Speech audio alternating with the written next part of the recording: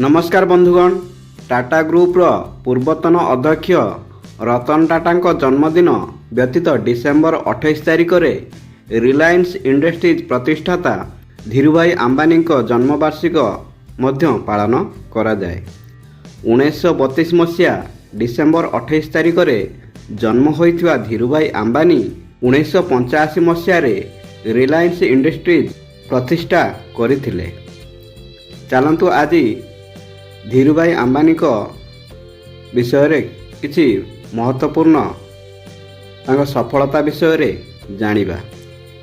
धीरुभाई अंबानी दृष्टिकोण एवं व्यवसाय शैली एबे भी लक्ष लक्ष लोकंक पई एक प्रेरणा भाव कार्य करुछि, जहांक पई आज लोक माने बड़ स्वप्न देखिबारे विश्वास रखुछंती एवं सेमानंकु वास्तव में परिणत करिबा दिगरे कार्य करुछंती। तेणु आज तांको जन्मवार्षिकी रे रिलायंस इंडस्ट्रीज प्रतिष्ठातांकर 10टी गुरुत्वपूर्ण कथा विषय रे आलोचना करिबा, जहा निश्चित भाव में अनेकंक पई प्रेरणा भाव में कार्य करि चलिछि। एक, जदि तुमे तुमर स्वप्नर घर को तैयारी करूना हो, अन्य केही तुमको सेमानक घरर निर्माण रे साहाय्य करिबा को नियुक्ति देबे। 2, बड़ चिंता कर, शीघ्र चिंता कर, आगकू चिंता कर। कल्पना कहार एकचाटिया नुहे। 3, जदि तुमे गरीब होई जन्म होइछ यह तुमर दोष नुहे, किंतु जदि तुमे गरीब होई मरिबो ताहा तुमर दोष। 4, मोर अतीत वर्तमान एवं भविष्यत मध्यरे गोटिए साधारण कथा हेउछि संपर्क एवं विश्वास। यह हेउछि आमर अभिवृद्धिर मूल दुआ।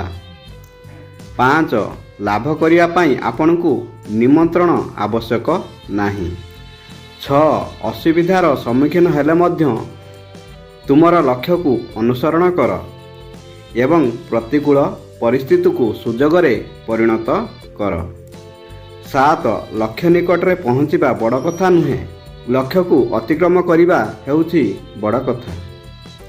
8, जेतेबेले आपण काहाकू स्वप्न देखंती सेतेबेले ही आपण ताहा करि परिबे। 9, आशा आत्मविश्वास एवं विश्वास सहित नकारात्मक शक्ति को चैलेंज करंतु।